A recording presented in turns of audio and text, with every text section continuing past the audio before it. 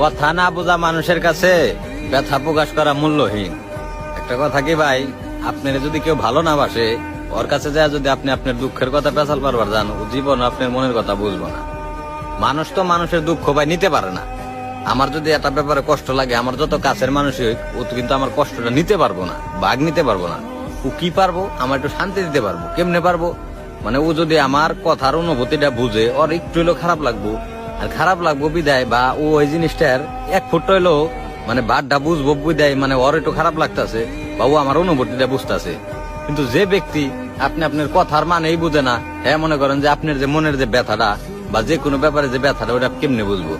মনে করেন যে মনের ব্যথা তো ভাই বোঝান যায় না। মনের ব্যথা হইলাম ভাই, এটা হলাম যার যার মনে তাড়াতাড়ি থাকে, এটা হলাম বুঝে নিতে হয় যে আমার একটা সমস্যা হয়েছে, আমার একটা কষ্ট হয়েছে, বা আমার যে কোনো একটা কিছু হইতেই পারে। তো এটা মনে করেন যে ওই সমস্যাটা তো কেউ নিতে পারবো না, ওই কষ্টটা কেউ নিতে পারবো না।